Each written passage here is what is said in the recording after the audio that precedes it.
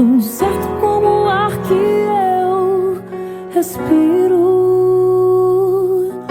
tão certo como a manhã que se levanta, tão certo como eu te falo e podes me ouvir.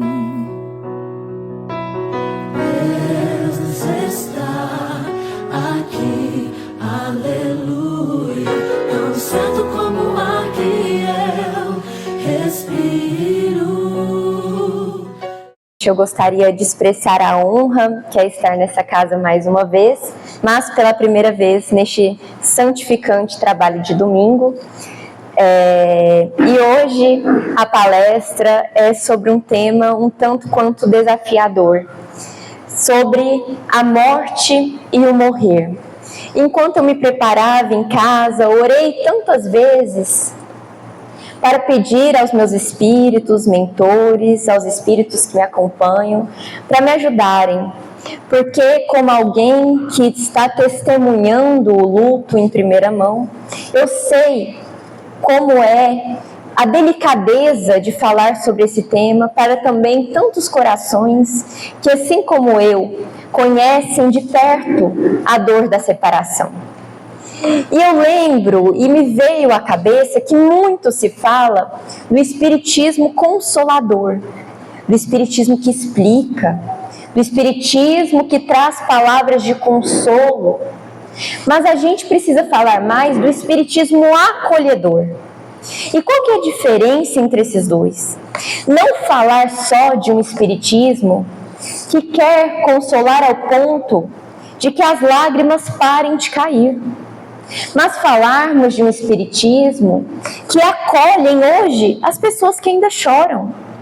Porque nós, em meio ainda à nossa busca pela evolução espiritual, a nossa busca pela internalização dos conhecimentos, da teoria, para que ela possa virar prática, a gente precisa não só do espiritismo que traga aquele consolo que nos é prometido por Jesus, o consolo para o futuro, mas a gente precisa de um espiritismo que nos acolhe agora.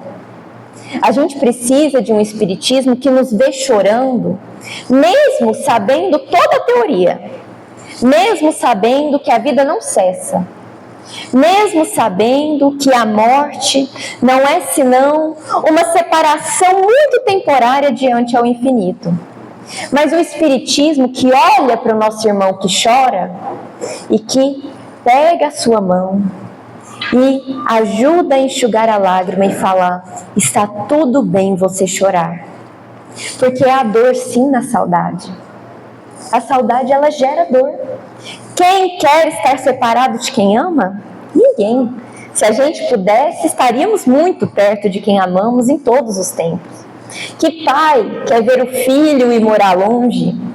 Que filho quer ver o pai adoecer? A saudade, ela é consequência do amor. Porque a gente só sente saudade de verdade, pura, quando a gente ama muito.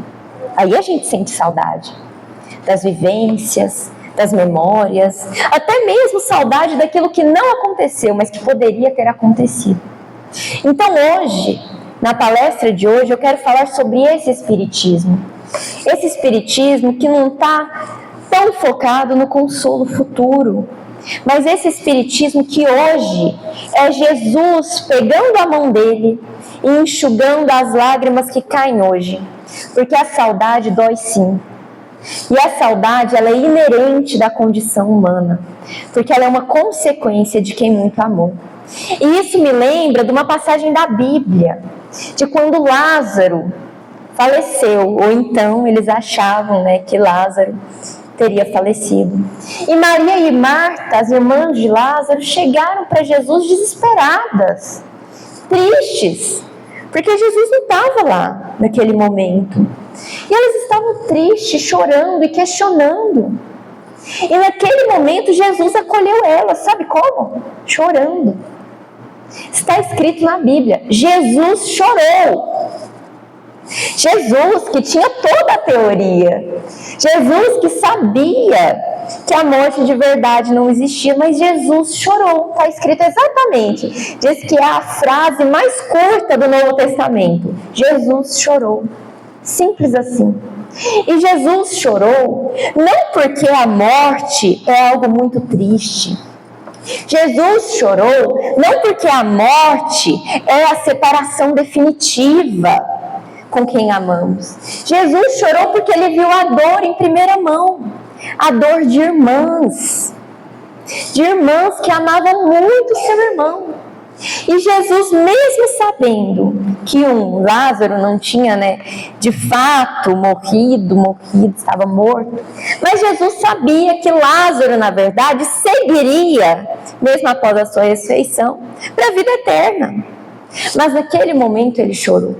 Então esse é um convite para, na hora que a dor chega, se for preciso, choremos. Na hora que a dor chega, deixemos derramar as lágrimas, deixemos nossos sentimentos, porque os sentimentos são humanos. Mas o que a gente também precisa aprender com Jesus? É que você chora por um tempo e depois você vai ao serviço. Você chora por um tempo e depois você vai ao testemunho da verdade de Deus. Então chorar de saudade não é o problema. O problema é se apegar a este sentimento e não se deixar ver a verdade. E é aí que a gente passa do espiritismo acolhedor para o espiritismo consolador. Porque o espiritismo acolhedor é aquele primeiro passo que vai nos ajudar a enxugar a nossa lágrima, que vai nos ajudar a ter um ombro para deitar e chorar. E o espiritismo consolador é aquele que nos reergue, é aquele que nos lembra que a morte não é o fim. É aquele que nos lembra que o morrer é tão normal quanto o atravessar de rua. Porque uma hora estamos aqui e no outro momento nós podemos estar do outro lado. E esse espiritismo consolador, ele vem para nos explicar justamente o porquê nós devemos nos reerguer após essa dor, essa saudade, esse impacto inicial. E é porque Deus nos fez uma promessa.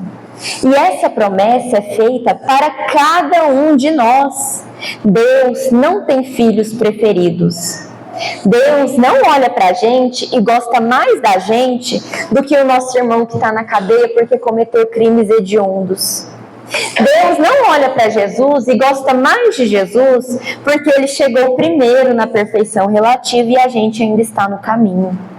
Então Deus é justo e as suas leis e por consequência as suas promessas, elas são imutáveis, ou seja, assim como Deus, elas não mudam. Porque Deus não é falho como nós, que ele precisa mudar de ideia. Ele não precisa, ele já sabe tudo. Deus sabe hoje o que nós faremos amanhã, daqui 10 anos, daqui 100 anos. E o que Deus nos prometeu? Deus nos prometeu vida eterna. E eu lembro que quando eu era criança, eu conversava muito com meu pai e eu falava, meu Deus, papai, mas que horror que deve ser essa vida eterna, como assim a gente vive eternamente, como assim não tem fim, o que a gente vai fazer pela eternidade? E o meu pai me respondia, filha, ser feliz. Porque Deus não promete só a eternidade, ele promete uma eternidade feliz. Ele promete uma eternidade feliz, uma eternidade sabendo amar, uma eternidade sabendo perdoar.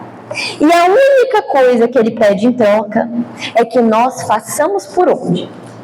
É que nós não nos deixemos cair em tentação.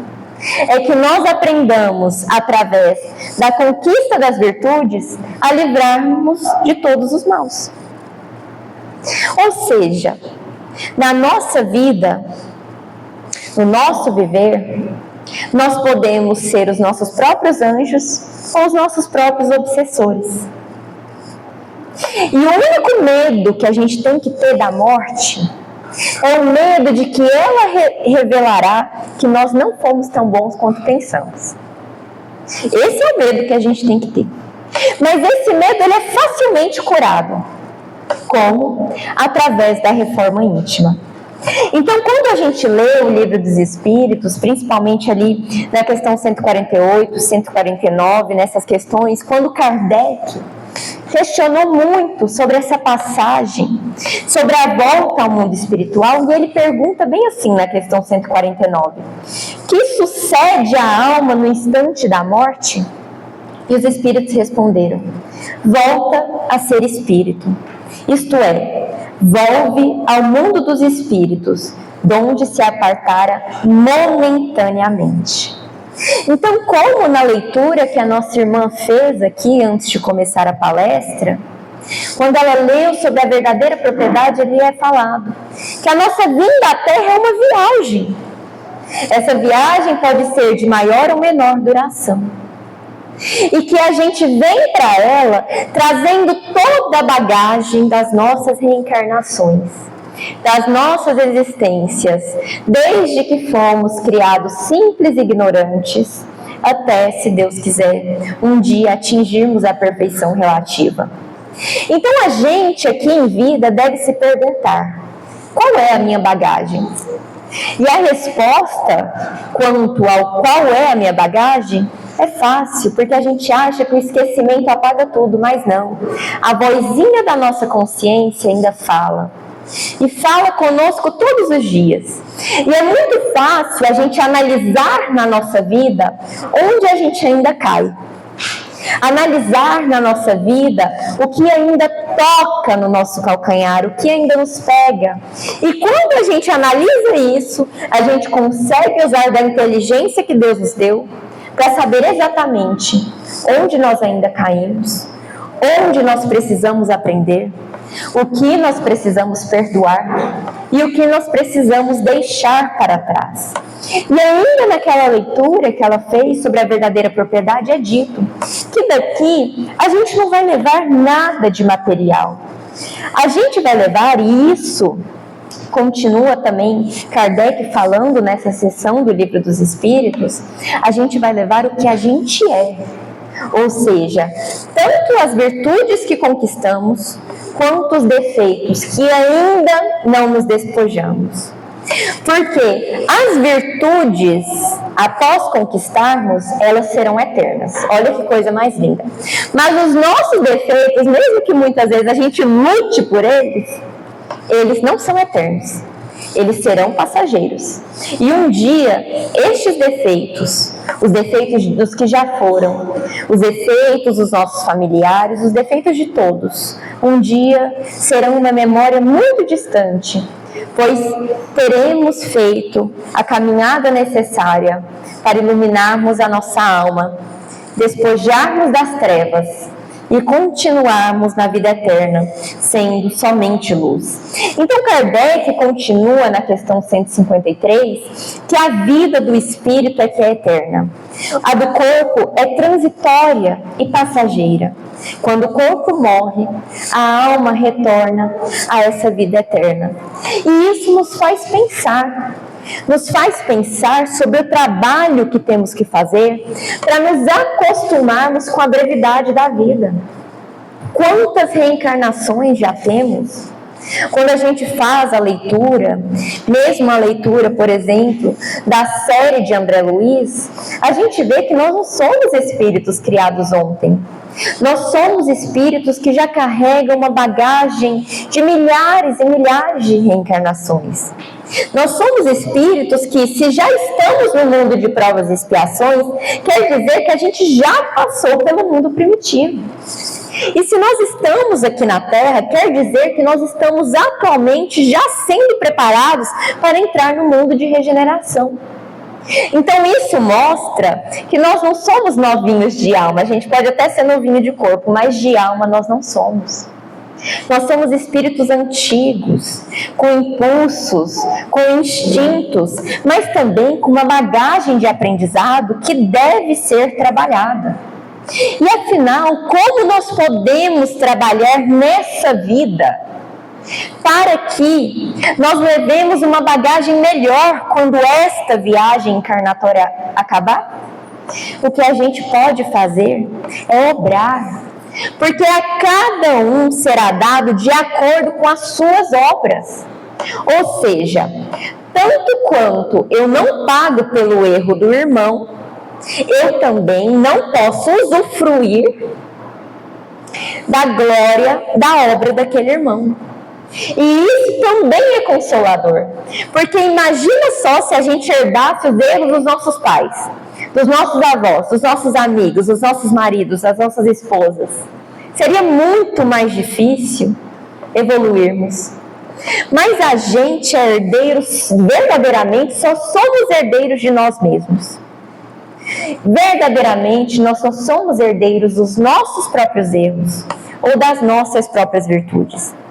Então, quando a gente se prepara através do Espiritismo, quando a gente se prepara através dessa doutrina consoladora, a gente consegue hoje, em vida, não precisa desencarnar, para a gente ter uma ideia de como será o nosso desencarne. Claro, no âmbito espiritual. No âmbito, por exemplo, como seremos recebidos? Após desencarnar, será que eu ainda vou ficar preso aqui à Terra? À matéria? As pessoas que eu acho que eu sou dono, mas que na verdade eu preciso saber esperar também o momento delas? Será que na hora do meu desencarne eu ainda estarei viciado no poder? Será que eu estarei viciado, terei outros vícios? Seja ele o vício da bebida, seja ele os vícios de cunho sexual? Será que ao desencarnar, eu encontrarei lá no outro plano pessoas no qual ajudei? Seja nessa, seja em outras encarnações? Será que quando for me dar, quando eu receber a oportunidade de, como a gente lê lá em Nosso Lar, que após André Luiz, saiu da temporada dele de sabático no umbral e que ele foi finalmente para Nosso Lar, e quando ele finalmente teve acesso a quem orava por ele, ele pensava que teria o quê? A família inteira, todo mundo, e tinha uma pessoinha que ele nem lembrava direito quem era. Então, será que quando a gente desencarnar e quando nos for dada a oportunidade, será que vai ter muita gente orando pela gente?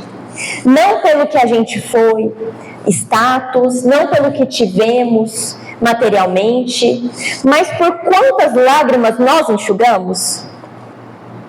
Por quantas pessoas caídas nós estendemos a mão e ajudamos a levantar?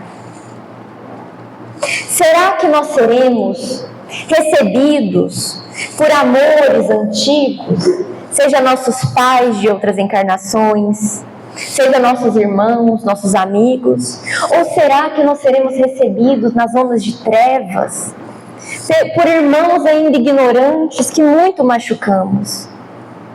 E nós estamos aqui nessa vida, e ainda encarnados, com a oportunidade de fazermos diariamente essa avaliação. Uma avaliação humilde, de se colocar humildemente diante a Deus, de joelhos se precisa, e falar: Deus, me ajude a ver quem eu sou verdadeiramente, para que enquanto eu estou na rara oportunidade da reencarnação, eu possa me mudar, para que eu possa ir justamente naquele ponto que mais dói, ou naquela pessoa que mais me machuca, e perdoar, para que eu possa ir justamente nos lugares que odeio e aprender a cultivar o amor, porque é assim que nós sabemos o que vai nos esperar após o desencarne. É assim que nós construímos hoje a eternidade que começa amanhã. É assim que nós podemos fortalecer hoje os laços que amanhã serão usados como intercessores no nosso caminho. E isso me lembra uma história do livro Libertação, de André Luiz. Então, neste livro, conta uma história de intercessão maravilhosa e que deve nos inspirar. Havia Gregório, e Gregório ele era um verdadeiro sacerdote do mal. Ele se comprazia em fazer o mal, ele gostava daquilo. Mas ele tinha uma mãezinha que não esquecia dele. E essa mãezinha já galgava em planos superiores. Mas ela não esquecia do filho. Por quê? Porque o céu não pode ser o céu se, enquanto nós estamos lá, pessoas que amamos estão sofrendo. Isso não seria o céu. Então essa mãezinha acompanhava Gregório no umbral, nos estados vibratórios mais grossos, mais densos que ele estava. E ela orava para ele continuamente. Mas olha que beleza. Os espíritos superiores, Jesus, Deus e os espíritos superiores, nossos mentores, eles não entram arrombando a porta. Eles esperam que você deixe ao menos uma brechinha para que eles possam entrar. Afinal, eles não são ditadores. Eles querem que você, sendo dono da chave da tua alma, abra nem que seja uma brechinha para eles. E Gregório, a mãezinha dele foi falar com Gúbio, que foi o ajudante, o instrutor de André Luiz nesse livro, Libertação.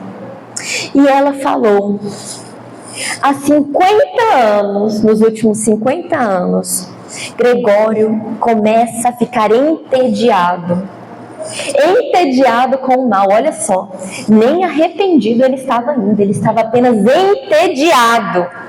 E ela fala assim: ele está começando a achar que de fato o mal não pode vencer o bem.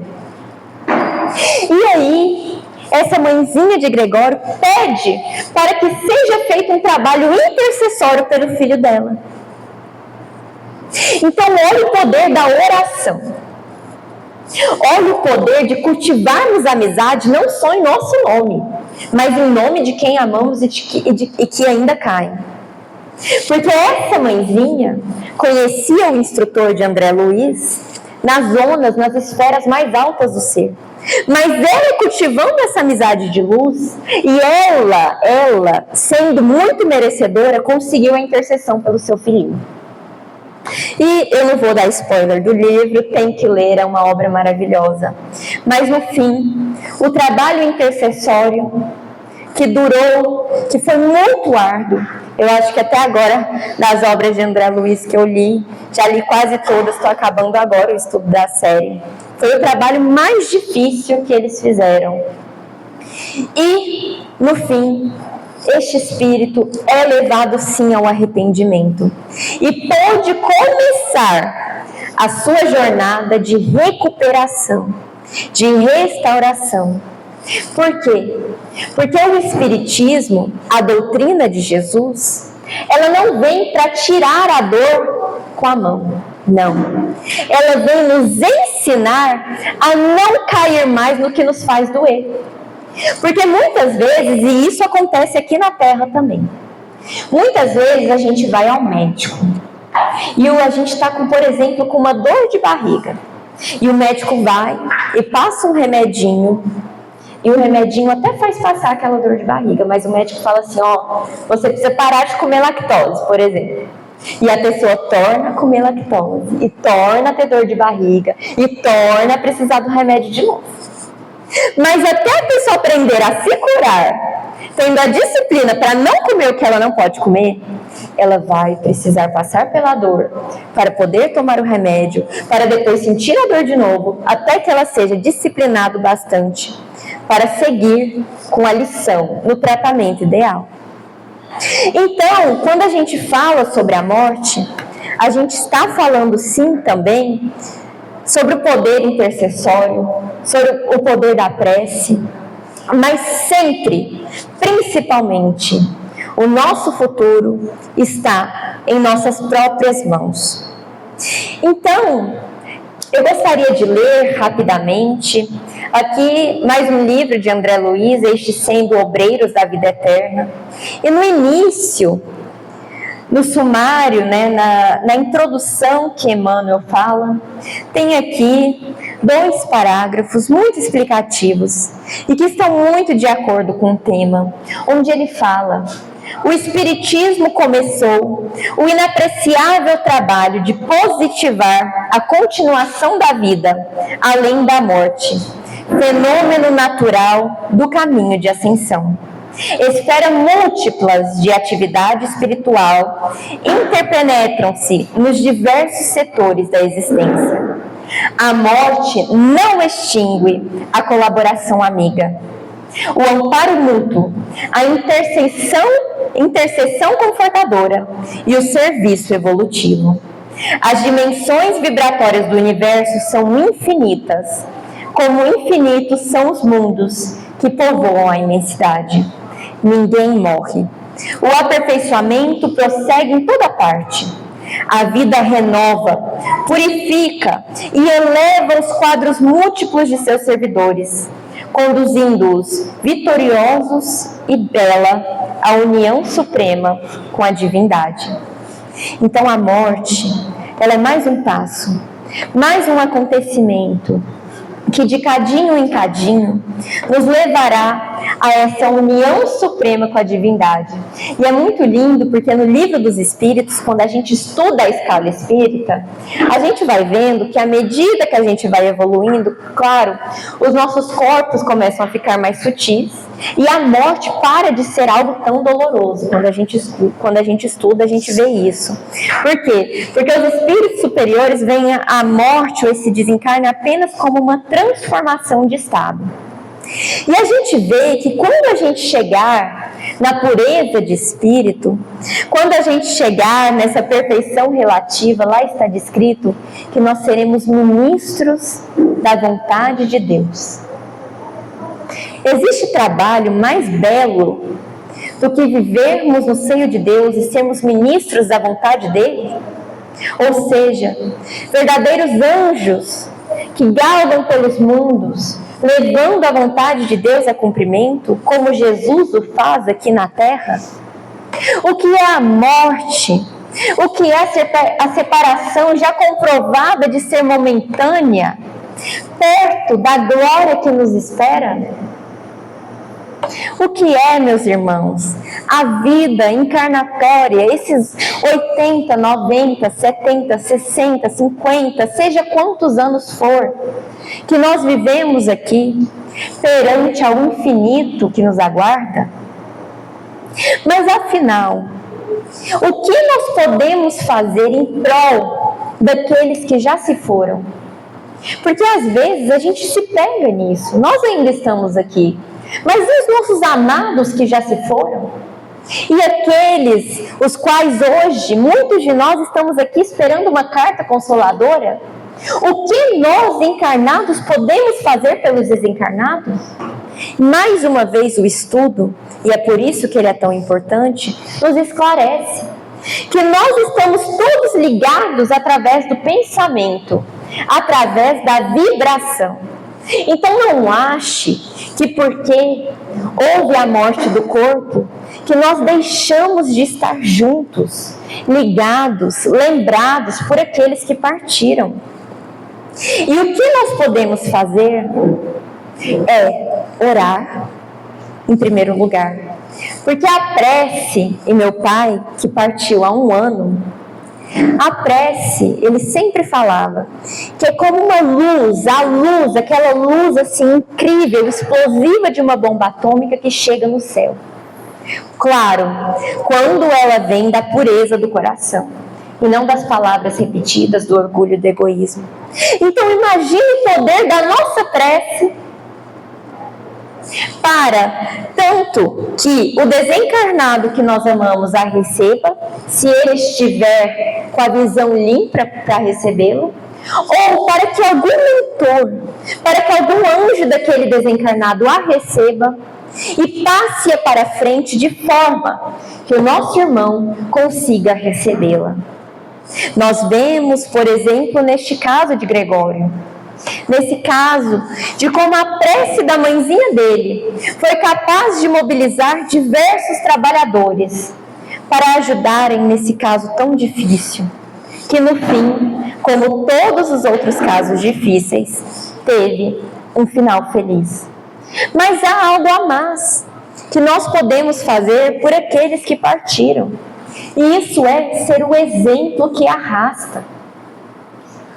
Porque se a pessoa está ligada a nós, se a pessoa vem nos visitar, ou se ela ainda está na triste realidade de estar preso a este mundo, de uma forma ou de outra, em algum momento ou outro, ele irá nos observar. E o que aquela pessoa que partiu está vendo em nós? O desespero?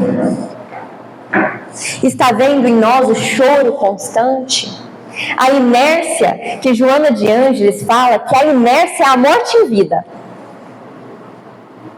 Ou seja, nós estacionarmos, nós pararmos, nós não evoluirmos nessa reencarnação, Joana de Ângeles fala que é a morte em vida.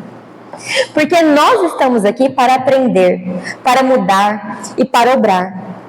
Então imaginemos que os nossos irmãos desencarnados têm a oportunidade de nos ver hoje. Imaginemos que eles nos visitem com certa frequência. Nós temos sido exemplo para que eles se desapeguem da matéria? Nós temos sido exemplo de cristianismo redivivo para eles? Nós temos sido exemplo de fé? De confiança? Ou nós somos exemplo de revolta? Ou nós somos exemplo de falta de fé, de falta de esperança em Deus? Porque isso pode atrapalhá-los. Se essa é a energia que nós vibramos para eles, imagine isso chegar até eles sem que eles possam se comunicar com a gente. Imagina eles ouvirem constantemente os nossos choros, a nossa revolta, o nosso apelo, sem que eles consigam vir aqui enxugar as nossas lágrimas. E isso me lembra de um livro que eu sempre indico para os meus jovens, que tem alguns aqui, lá da Mocidade Luz Jovem, que é o livro Violetas na Janela. E é geralmente o livro que, quando a gente começa no Espiritismo, a gente sempre lê o Violetas na Janela, porque é um livro, né, que foi feito de um espírito desencarnado adolescente, né, Patrícia, e que ela veio conversar e contar. Ela desencarnou, se eu não me engano, com 19 aninhos, ou talvez um pouquinho mais nova, e que ela vem contar justamente o que aconteceu naquele desencarne dela. E eu lembro que, quando eu estudei esse livro, meu pai já tinha, já sabíamos que ele estava com câncer muito agressivo, e eu li, e algo me marcou muito, que foi o pai de Patrícia, que já era trabalhador espírita, orou e pediu para que a filhinha dele pudesse dormir por um tempo até que o luto diminuísse um pouco. E se eu não me engano, ela ficou dormindo 2 meses.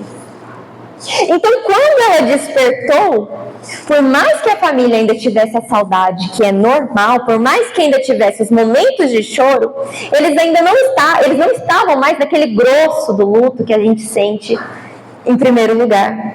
E a gente vê aí, mais uma vez, o trabalho da prece e do merecimento. Porque Patrícia e a sua família, trabalhadores espíritas, tinham merecimento para que aquela prece fosse ouvida. Assim como a mãe de Gregório, Matilde, tinha o merecimento para que as preces dela mobilizassem vários trabalhadores para ajudar o seu filho, que ainda estava nas trevas. Então hoje, nós estamos construindo merecimento não só para nós mesmos, mas para que nós ajudemos quem amamos? Hoje, quando nós nos unimos com Cristo em prece, nós pedimos só para a gente? O que a gente pede? Só coisas materiais? Ou a gente olha para os nossos irmãos, seja da nossa família ou não, para os nossos irmãos que ainda estão perdidos? Nós oramos pelos desencarnados, nós lembramos dele com carinho. É isso que muda, é isso que fortalece esses laços que serão eternos. E essa é a beleza do Espiritismo Consolador. Porque à medida que a gente vai estudando, e que a gente internaliza e que a gente consegue colocá-lo em prática, as mortes que são inevitáveis vão ficando um pouco mais fáceis. O luto vai ficando um pouco menos tempo. As preces vão cada vez curando mais a nossa dor. E eu nunca me esqueço, após, né, o falecimento do meu pai, e eu lembro até hoje qual que foi a minha primeira reação. Porque o que acontece? Quando eu ouvi, inclusive meu pai era trabalhador da casa, só que somente facilitador no curso de segunda-feira. E eu não lembro exatamente de qual turma, mas meu pai trabalhou já muito aqui no GECAL. E eu lembro que quando o meu pai me contou que ele tinha câncer, eu estava longe, estava morando em outro país. E eu recebi aquela ligação que nenhuma filha quer receber. Câncer, estágio 4, com metástase. E aquele dia, eu lembro que eu estava andando do meu emprego até o meu apartamento e que eu caí no meio da rua. E você pensa, espírita de nascença, tem acesso a toda a teoria, tive acesso à teoria, já tinha feito os meus estudos doutrinários no GEF e caí na rua. E aí, enfim, levantei, cheguei em casa, orei e fui dormir. E aquela noite, através da mediunidade do sono, eu recebi o meu pai em espírito desdobrado. E o meu pai em espírito me falou: filha, dentro de 1 ano partirei. E no outro dia eu não consegui nem ir trabalhar. Eu peguei uma gripe tão forte. Por quê? Porque a minha tristeza e a minha revolta, logo após aquele sonho, tomou conta dos meus chakras que se desalinharam e o meu corpo ficou muito doente. E eu fiquei assim uns 4 dias sem levantar da cama, sem comer direito, aquela coisa toda que a gente conhece. E aí lá onde eu morava, na França, mas numa cidade pequenininha da França, não tinha centro espírita frequente que nem a gente vê aqui. Então o centro espírita, eles se reuniam a cada 15 dias em outra cidade, que eu tinha que pegar um trem, viajar para ir e voltar. E aí lá eu fui naquela reunião espírita e conversei com a Vera, que era uma portuguesa muito amável, e ela me falou: Maria, no que você acredita?